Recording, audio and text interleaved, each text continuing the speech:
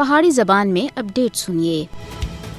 آج دنیا انسانی یکجہتی دا عالمی دیہڑا منا رہی ہے، ادھر ہی مقبوضہ ریاست جموں کشمیر دے رہنے والےاں دے واسطے آواز چانے دا وقت ہے۔ کشمیر دے رہنے والے اپنی بنیادی حقوق دے واسطے پچھلے 75 سالاں دے زیادہ عرصے تھی جدوجہد کر رہے ہیں۔ انسانی حقوق تے عالمی اعلامیہ وچ درج 3 بنیادی انسانی حقوق وچوں ایک بھی مقبوضہ جموں کشمیر دے لوکاں کو میسر نہیں ہے۔ بھارت سن کشمیریاں دے جذبہ آزادی کو کمزور کرنے دے واسطے 10 لاکھ تے زیادہ فوجیوں کو مقبوضہ کشمیر وچ تعینات کیتا ہوا ہے۔ اگرچہ کشمیری لمبے عرصے تھی قتل و غارت گری دا نشانہ بنے ہوئے ہیں، مگر مودی حکومت سن 5 اگست 2019 وچ مقبوضہ جموں کشمیر دی خصوصی حیثیت کو ختم کرنے تھی بعد مقبوضہ علاقے وچ کشمیریاں دے خلاف اپنی انتقامی کاروائیاں اور زیادہ بڑھا دتیاں ہیں۔ پیشانہ بھارتی قبضے، تشدد اور سیاسی ناانصافیاں دا کشمیری مسلسل شکار ہیں۔ مقبوضہ جموں کشمیر فوری طور دے اتے عالمی توجہ دا متقاضی ہے۔ ہر باشعور انسان کو مقبوضہ جموں کشمیر دے رہنے والاں دے حق دے واسطے آواز چانی چاہیے، کیونکہ